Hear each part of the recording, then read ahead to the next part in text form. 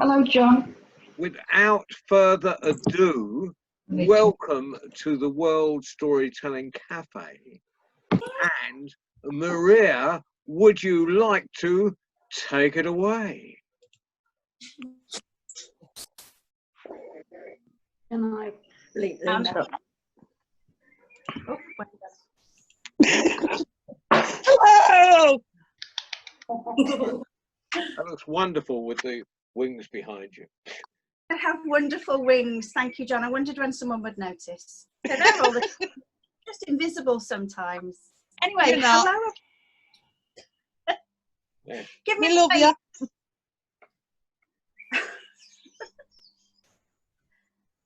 Just give me a quick wave if you can hear me. Wave at me. Wave at me. Oh, friends. Hello. I've got multiple amounts of tech going on. I'm talking to you through my phone, but I can see you on my laptop. So if I look off to the side, I'm not looking at my notes. I'm looking at you. I can see you all smiling at me, which is wonderful. So we're going to have a whole selection of stories this evening about animals, because not only am I a storyteller, I'm actually a zoologist. So we're going to have a few tales about animals from around the world, real animals, imaginary animals, things that might not seem like they've got anything to do with animals, but they have. We're going to have a few riddles, and I'll tell you some interesting stuff. So are you ready for a story? Nod vigorously at me now. Vigorous nodding, excellent. So before we go any further, I kind of need to see what kind of audience we have, because as you and I both know, there are two sorts of people in this world. There are cat people and there are dog people. So before we go any further, just to gauge what kind of dog owner, can you give me a lovely wave now? Do you know what? I've got a whole set of people going like this, and they're really excited and their tails are wagging and they're very eager to please, which is lovely. Hello, dog people. If you are the other sort of person, if you're a cat person, can you give me a wave if you are owned by a cat now? Yes, the cat people are doing a kind of royal wave. They're not really bothered about this, but they'll see how it goes. I think we should probably start with a story about cats, and I'm going to start with the biggest, or one of the biggest cats there are, and I'm going to tell you the story of how the tiger got its stripes. They didn't always have stripes, you know. They started off with the most magnificent, glorious, glowing orange pelt, and they looked so fabulous and they were so proud. It wasn't the peacock that was the proudest animal in the jungle. It was, in fact, the tiger. And this is the story of how that beautiful coat got its stripes. Tiger was sitting on the edge of the forest and he was watching carefully. He was a cat, they're very good at that. And the thing he was watching was quite confusing, and he was pondering. He could see not too far off in the distance a huge tree, and tethered beneath this tree there was a water buffalo, a vast animal, and it was just stood quietly with a rope tethered around its neck, chewing the cud. And Tiger had been watching all day, and he'd seen what had happened. And this vast, powerful animal had worked hard in the hot sun all day long, following behind the plough. And he was led by another creature, a small, puny creature that lay in the shade just a further away, a man. And Tiger could not understand what was going on. He looked back at this vast water buffalo, and it shook its shaggy head to get rid of a fly, and it huge horns. I'll have to be careful of those, thought the tiger. And he began to stalk. And he stalked through the long grass, and he got closer and closer to the buffalo, silent as the grave. He got just within reach of the buffalo, and the buffalo's head snapped up as it smelt the danger on the air. There's nothing for it. The tiger bunched up its muscles and it sprang. Shh, said the tiger, calm down. If I'd wanted to eat you, you stupid animal, you would be dead by now. I've come to talk to you. I can't understand what's going on. Why are you letting yourself being led up and down that field with the heat shimmering from your back by that tiny man? You're 10 times the size of him and you are 100 times the strength of him. Go on, what is it? What is his secret? How can he manage to have you in bondage and make you work for his profit? What's the man's secret? And the water buffalo said, I don't know, really. I don't understand it myself, to tell you the truth. But I know I'm never going to be out of his power, because he's got this thing.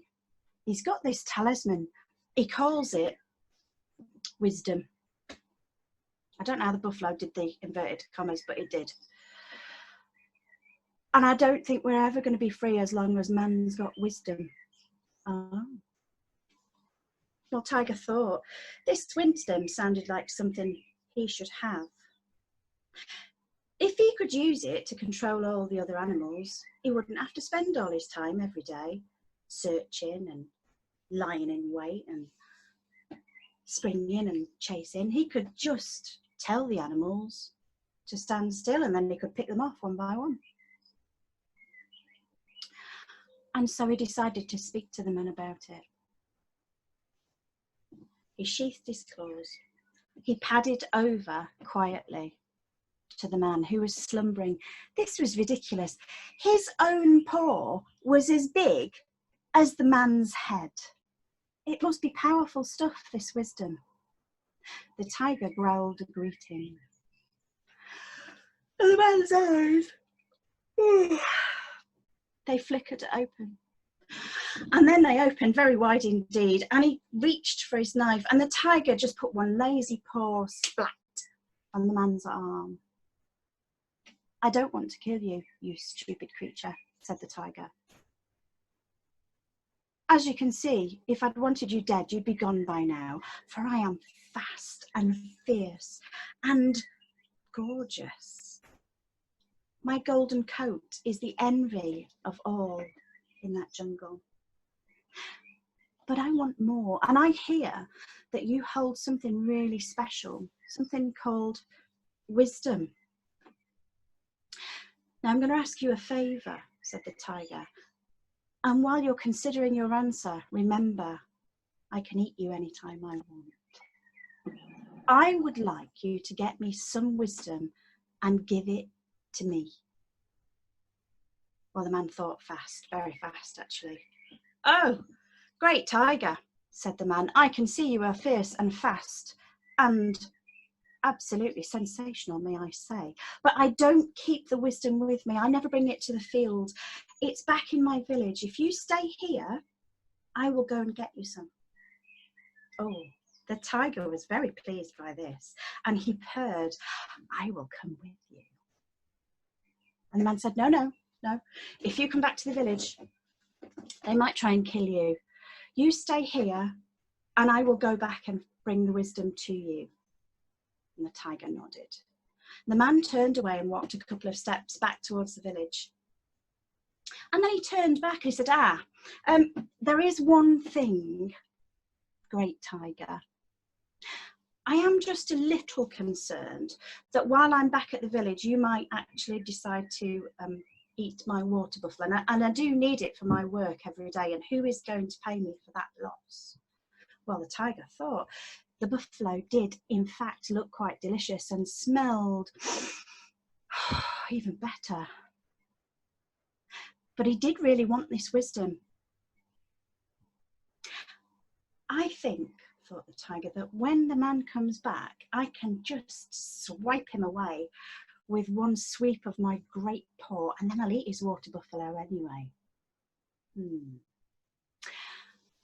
And so the man came up with an idea. He said, if you allow me, I will, to just keep my mind at ease, would you mind if I wrapped the ropes around you and tied you to that tree just while I go and get the wisdom? And when I come back, I will release you and I will give you the wisdom.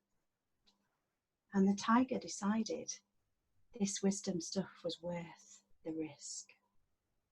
And so he allowed the man to wrap the ropes around and around his beautiful golden orange coat. And he tied him tight to the tree. And the tiger settled down and waited with his mouth watering, anticipating the feast to come. And the man went off to the village as quickly as he could, and he gathered up the most enormous armfuls of dry straw, and he brought them back and he spread them on the floor underneath the tiger, and he set it alight. And the tiger roared with rage. It roared so loud that there were clouds of birds miles away that took flight in fear. And no, the man would not release him, no matter how he raged and roared, and the fire burned brightly. And the man just stood and watched. Here is my wisdom, said the man. And the fire burned fierce and hot and scorched the tiger all over, turning his beautiful fur dark burnt orange. And the ropes that bound him eventually burst into flame and scorched his flesh. And as they fell away, the tiger took off and went for the river. And those wounds did eventually heal. But the scars didn't. And that's why from that day to this, all tigers have the black stripes to remind them of man's wisdom. But they've not forgotten. And they are always, always plotting their revenge. Thank you.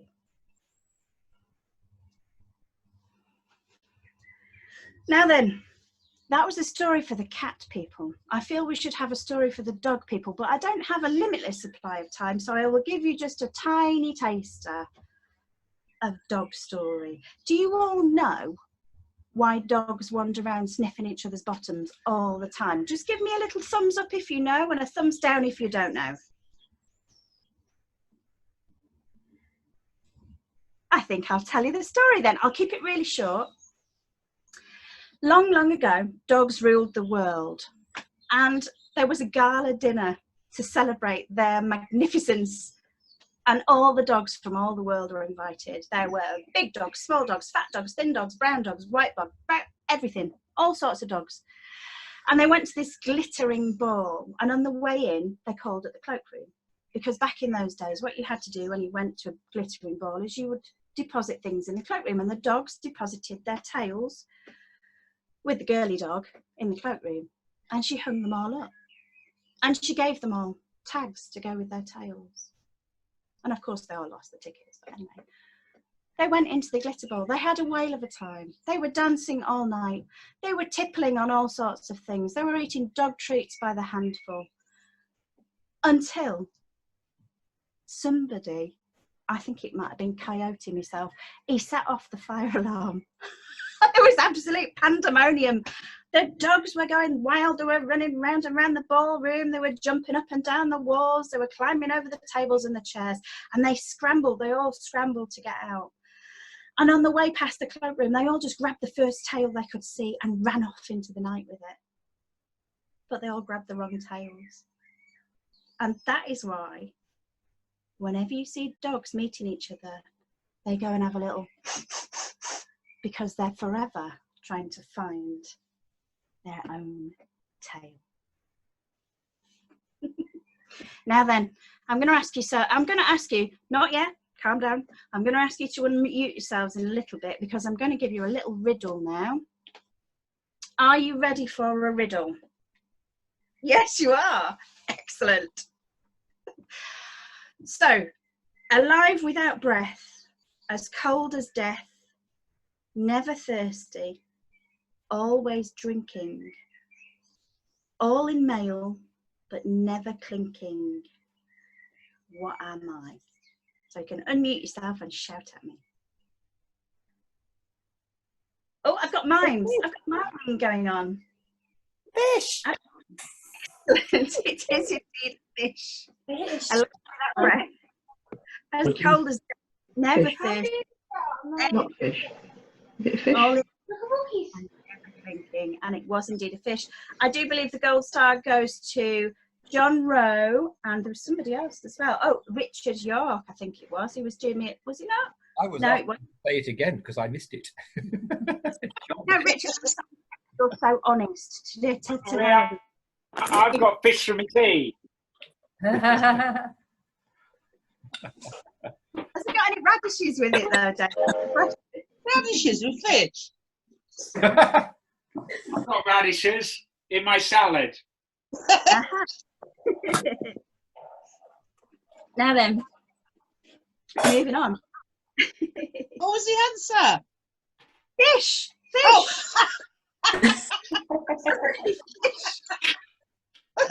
I'm going to try the radishes now.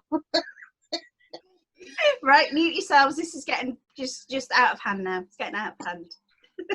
Mute yourselves back up. We're going to move on to the next bit. Now, I did say I was a zoologist, and this story session mentions lion taming. So really, I suppose I should explain that a little bit. And if you're very good, I will actually show you the photographs later on. But it's not a tall tale. I did actually do a little bit of lion taming. I'll tell you about that later. I did my degree in zoology in Manchester, and I had a fear of an animal, which actually made things quite difficult. Now, there are lots of different animals. If I asked you all what your favourite animal was, in fact, since you're so good at miming, I'm going to look at you miming your favourite animal now. Just do anything. Just show me what your favourite animal looks like. Oh, cats, birds or butterflies.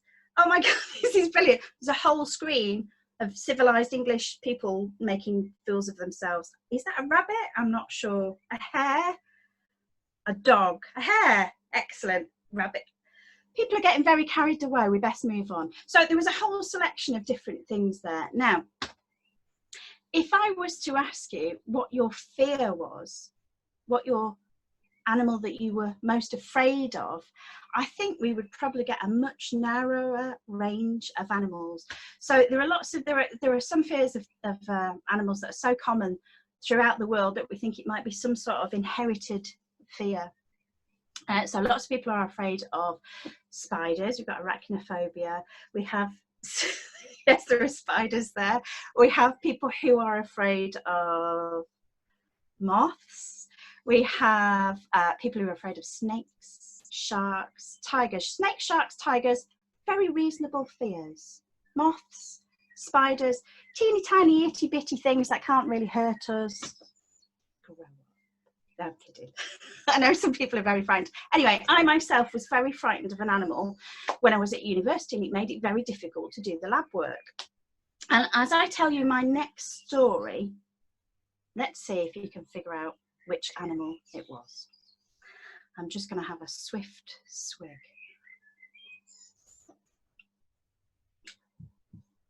Long, long ago, on the sun-kissed shores of the Mediterranean Sea, oh, do you remember when we used to be able to do things like that?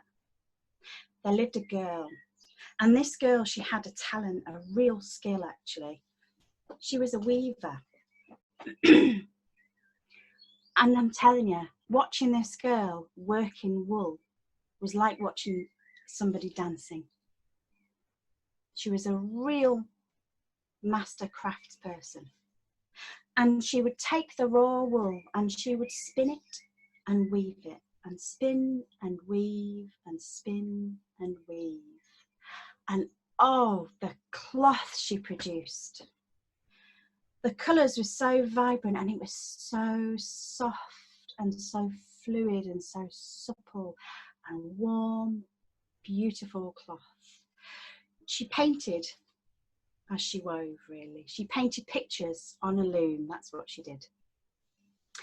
And she was so good that there were always a crowd of people around her, and they would stand around her and they would watch as she worked, because this was really an artist in action. She was fabulous. And she heard so much praise that her pride began to inflate. And she lost her humility.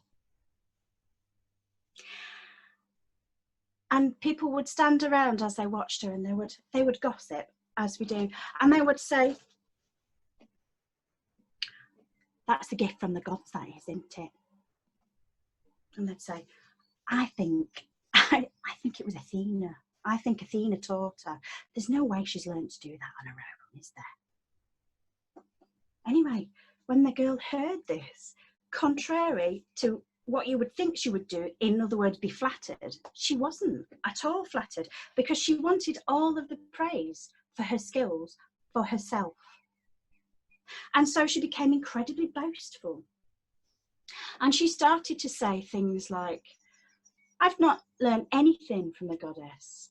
I've learnt this myself. In fact, between you and I, if Athena was to come down and challenge me to a weaving competition now, I would wipe the floor with her.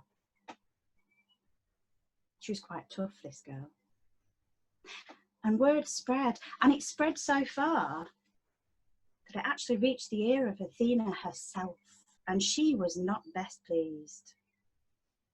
She disguised herself as an old woman with grey hair and arthritic fingers, and she made her way down to earth from Mount Olympus, and she found the girl in the middle of a circle of admiring maidens and matrons.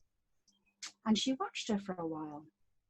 And when she'd finished and people had clapped, the old woman that was Athena said to her, "Now, if you'll take my advice," she said, "just don't worry about saying that you haven't got any mortals to rival you in the world of weaving and spinning.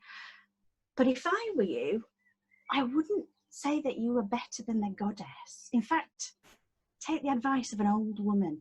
Get yourself off to the temple, make some offerings, and beg her forgiveness." And the girl looked at the old crabbed woman, and she said, "What do you know, old woman? You've been alive too long already. I am better than Athena. In fact, where is she? If she was so good at weaving, wouldn't she have picked up my challenge and come down to compete against me? I don't see her anywhere, do you?" And the old woman stood up, and the age fell away from her like the blossom from a tree. She was transformed and she radiated sunshine. "I am here," said Athena.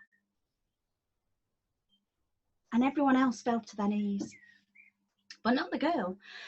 She was absolutely adamant she wanted a competition, and so her wish was granted, and the two looms were set. And they spread their webs across the looms, and they began to weave. They chose their colours and bent their heads to the task. The girl picked up her wool dyed with madders and ochres and earth. But Athena, she reached up to the very edge of heaven, and she picked a thread from the sky itself and used the blue. She bent down to the earth and she lifted up the browns and the ochres and the greens, and she used them to weave.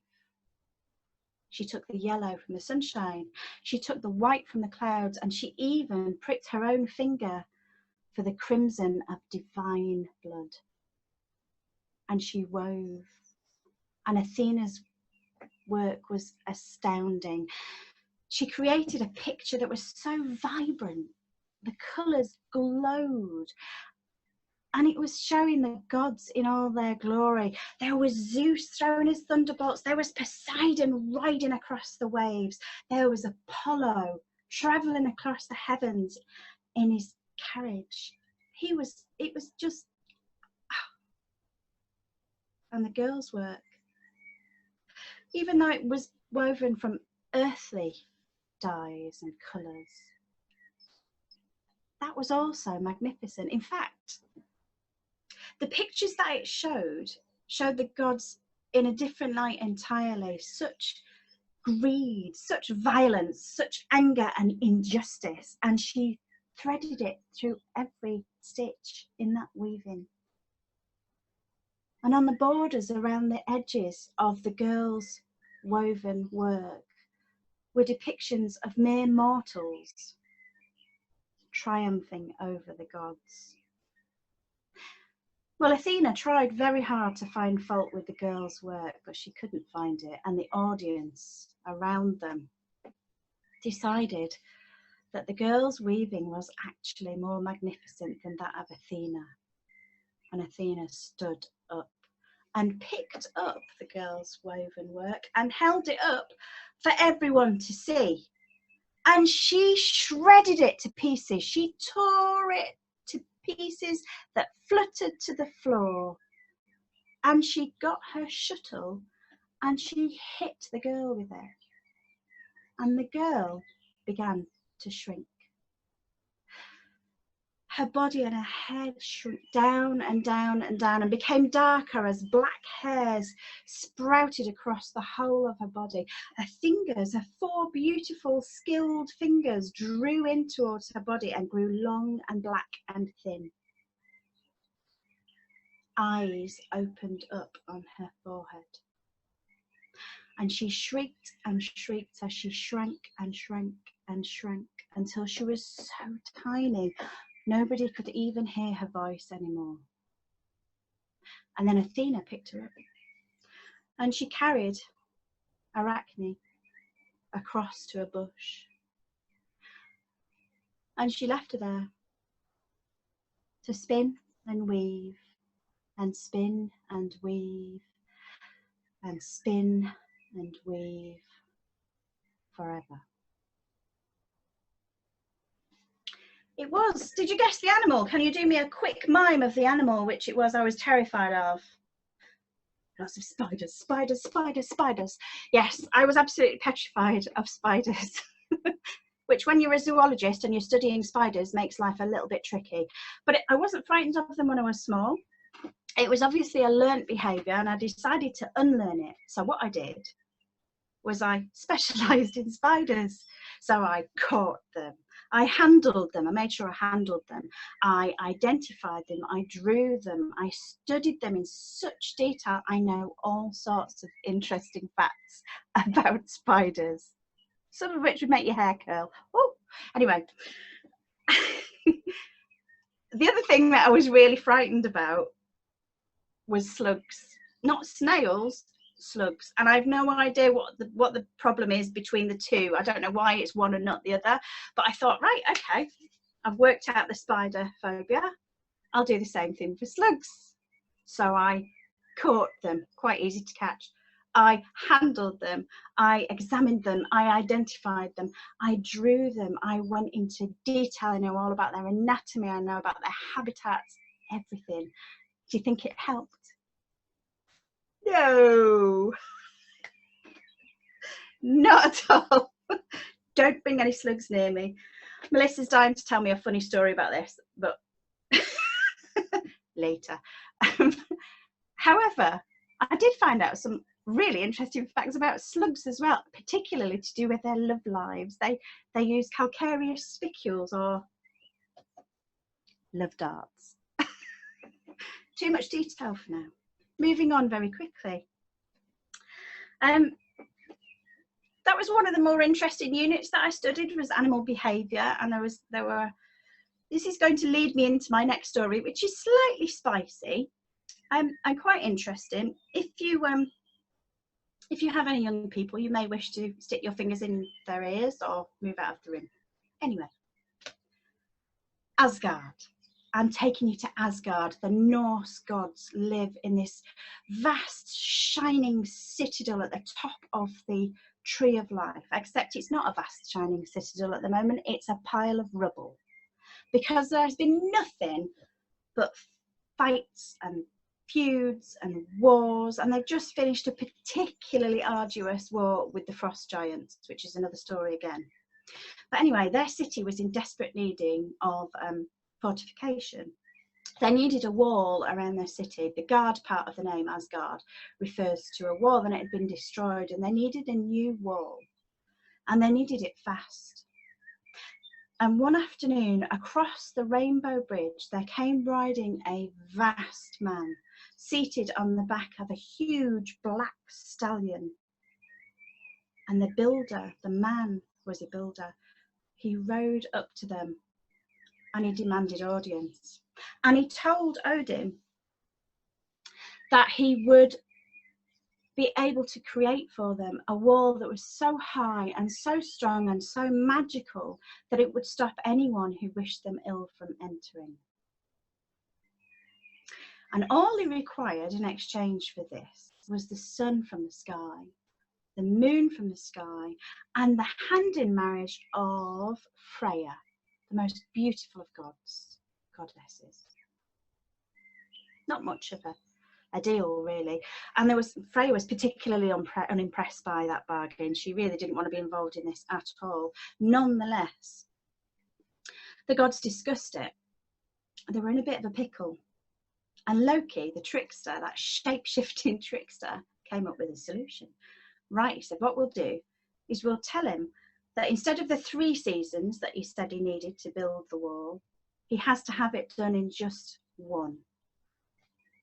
And we will tell him that he can't have any help from any man. Well, he's not going to be able to do it, is he? But in the meantime, he might have built quite a lot off the wall for us to be getting started with. And so the deal was struck.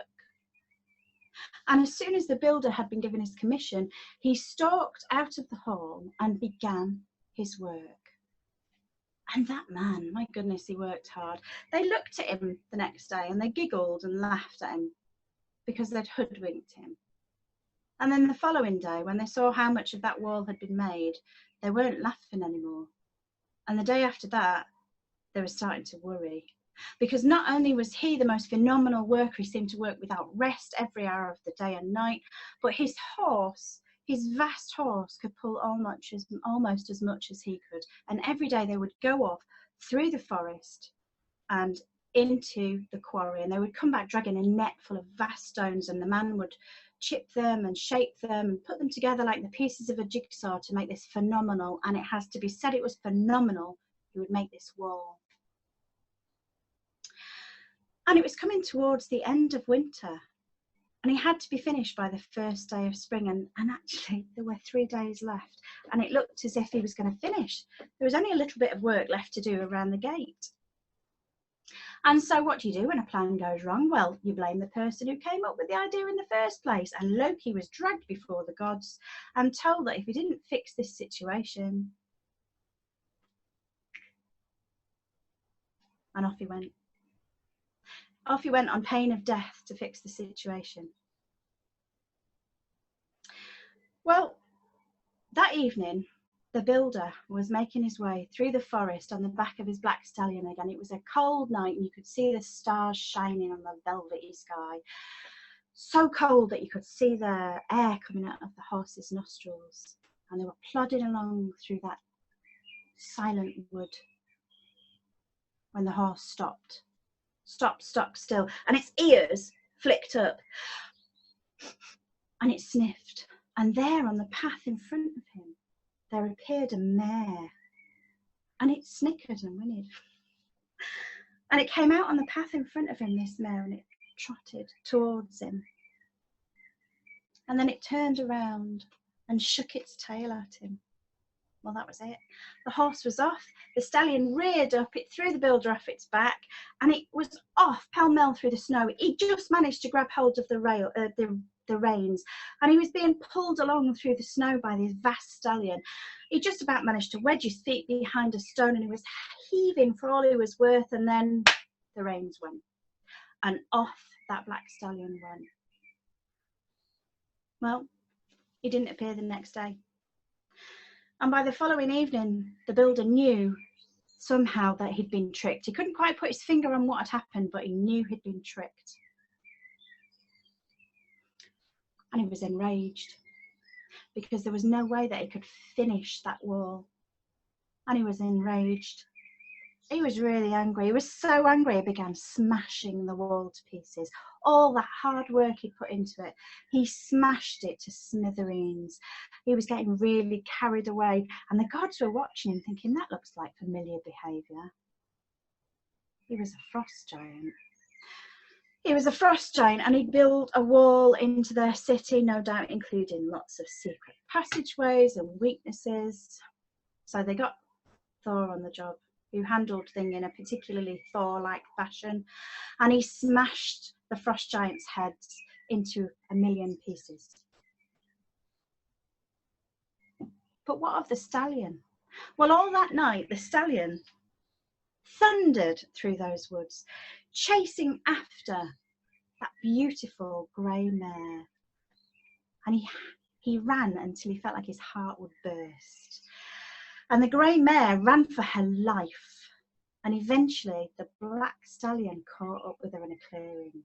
And as the grey mare stood there panting, realising that she couldn't move another step, Loki looked out from behind her eyes.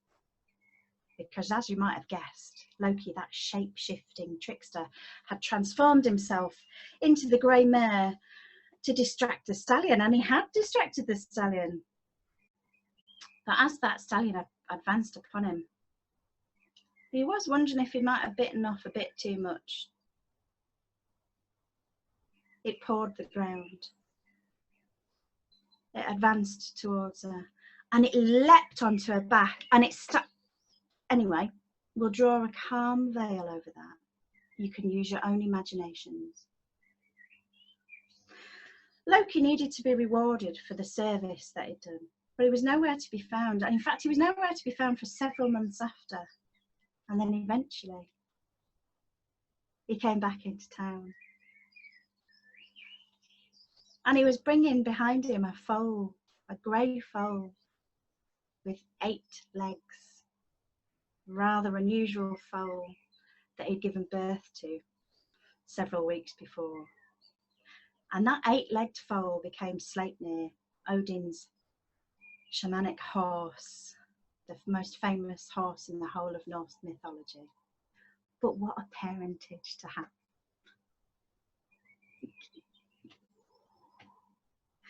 Now then, I'm just looking at my time, and I've got about 5 minutes, which might be a little bit small to get through my next story. How are we doing for time? Are we allowed to do one more story? Yes, Bianca, you are. talk. Yes, you are. I might go a couple of minutes over. If I do, don't, and you have to leave. No, it's fine. We can stay longer. Okay. Okay. Right then. I'm going to finish off with a lovely story that was given to me by Taffy Thomas. I went up to see him in Manchester, and I really enjoyed this story, and he said, you can tell that story, it's your story, just tell everyone where you got it from. So this one is from Taffy Thomas, and it's about, well, it's about birds. Oh, look, teacher, visual aids, I have brought my beautiful feather with me. And it's also about eggs and nests. This is one of my favourite bits of treasure. I don't know if you can see this. But that is a real nest that I found one day on the towpath. I don't know what happened to its original owners, but look how beautifully padded it is and carefully woven. So this is the story about how birds were created. The time had come for Mother Nature to create birds, and the tree of life was covered, every branch was covered with nests. There were messy nests and tidy nests. There were tiny nests and giant nests. But in every single nest, there was a clutch of eggs. Oh, there were every shade. There were blue eggs, white eggs, browny pink eggs. There were speckled eggs. There were squiggly lined eggs. They were tiny. They were big, giant eggs. All sorts of eggs. And then there was a tap, tap, tapping as they all began to hatch at the same time. And from those eggs came all the birds, and they were every shade of colour in there. Actually, they were brown, all of them. Every single one. Not even a really interesting brown, not chestnut or anything like that, just brown. And Mother Nature looked at that and thought, oh. You know when you've tried really hard on a job and it's just not turned out the way you want? And she realised this wouldn't do. Because how are they going to find their flocks? How are they going to find their families? How are they going to find their mates? So she had to fix it. So she told them all to line up at the bottom of the tree of life, and she called them forward, one or two at a time. She rummaged around in a handbag. Ladies, we understand this. At the bottom of your handbag, there is always just what you need, but it's always right at the very bottom. And she rummaged and rummaged and rummaged and pulled out her paint box. And then she rummaged and rummaged and rummaged again and pulled out her paintbrush. And she called the first few birds up. And the first two birds that come up were about this big. And they were brown. And she thought for a minute. And she dipped her brush into the yellow, a very vibrant yellow. It was beautiful. And ever so carefully, she just painted the beak of one of the birds. And then she dipped her brush again. And ever so carefully, she painted a circle around that bird's eye. And then she painted the whole of its body black. And she left the other bird brown. Now, I'm going to look and see if you're miming this at me or mouthing it at me. She just made the very first pair of... That's right, she just made the very first pair of blackbirds. And off they hopped and started to sing. There's one singing for me right now outside. And she called forward the next pair of birds. These were much bigger. They had very long tails. They're about this long altogether. And she used some more black, and she painted them the bluest of blacks, and she painted them the creamiest of whites. And these were really cheeky birds. They had a real twinkle in their eye and a lot of personality. And because they had so much personality, she gave them a bit of zhuzh. And on their long tail feathers, she painted an iridescent pink and a purple and a green. And that was the very first pair of magpies. And they flew off into a tree and started making a right racket. She was quite proud of that one. She could paint, who knew? So, let's get down to it, she thought. And she called forward a bird that had a very long, strong beak and a very short tail. And she dipped her paintbrush into the red and she painted the top of its head, I think it was. She painted it red. Then there was a bit of green, a few little spots. She got quite carried away on this one. And that one, when it had finished, she watched it fly off and it started to peck the branches of the trees. In fact, it pecked the tree trunk. I think it was looking for insects. And that was the very first woodpecker. She was so impressed. She could paint anything. She was ready for something simple though. And the next little bird was a tiny bird, brown bird. And this was really easy. She just painted its breast and she just painted it a beautiful red. Now you can all shout this at the screen at once. She painted the very first robin. And that one cocked its little head on one side and fixed her with its beady black eye and then ran off to try and catch some toast crumbs, I think it was.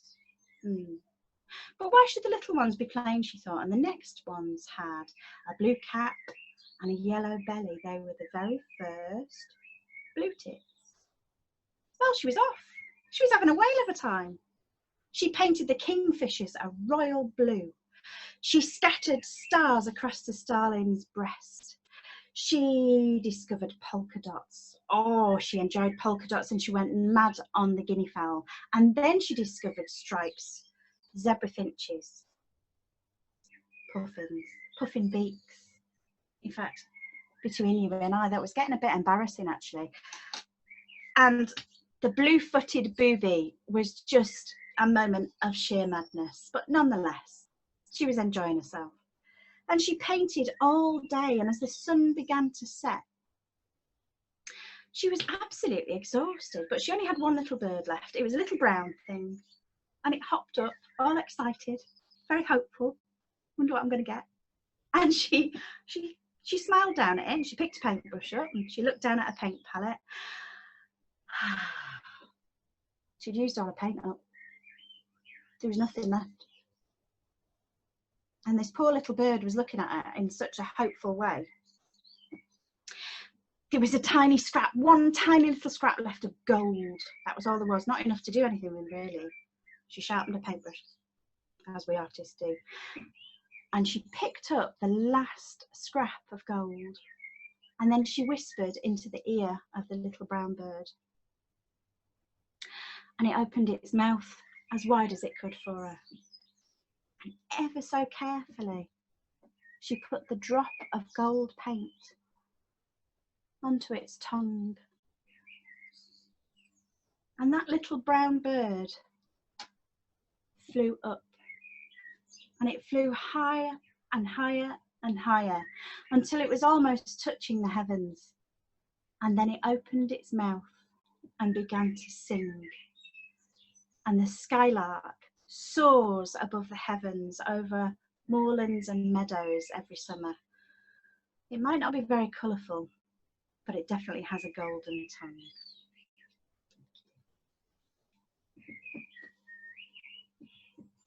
I particularly love that little story, and I'm very grateful for Taffy Thomas for sharing it with me.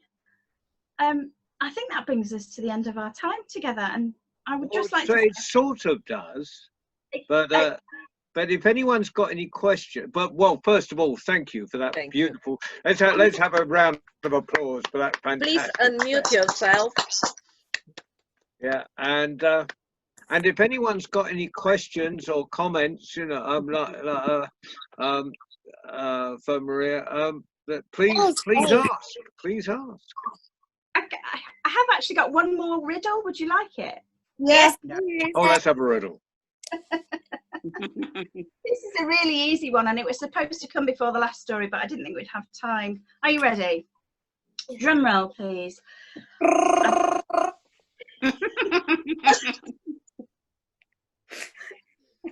A box without hinges, key or lid, yet golden treasure inside is hid. So it's nice and easy. Shout it out at me if you know it. A box without hinges, key or lid, and yet Oyster golden egg. It's an inside. egg. Egg.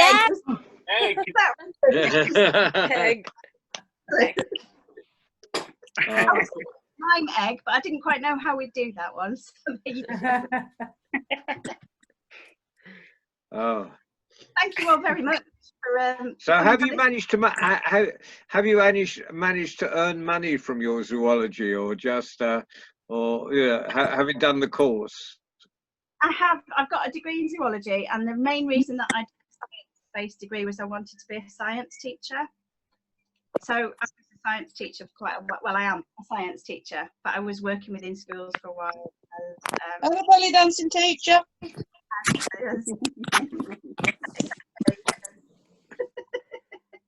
Those are my wings of Isis. I did a sideways step into belly dancing, and those are my wings of Isis. They're making me want to dance, but I'm not doing that now. But yes, I did do it. I was a zoologist for a living, as it were, but I wasn't a zookeeper. Everyone thinks that's all you can do with a zoology degree. The things that I found out, and the love that it instilled in me for the natural world was just worth. I couldn't believe it was in the days when you got grants, and I couldn't believe that I got a grant to go and study this subject that I loved so much. And it was, I got we had all sorts of adventures, field trips, weird and wonderful things happened. It was great. Oh. Fantastic.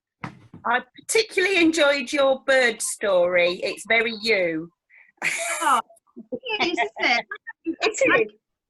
It ticks all the boxes, that one. It's a story, it's about animals, and it's got painting in it.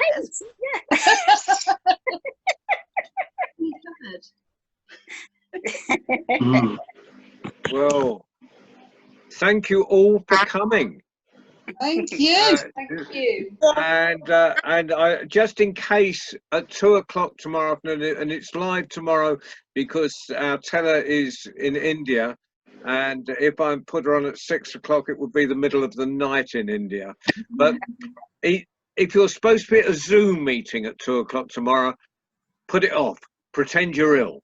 Right, and if it's raining outside, you know, watch it on your laptop. If it's sunny outside, take your tablet out or your phone and watch it on that. But at 2 o'clock, for the first time on the World Storytelling Cafe.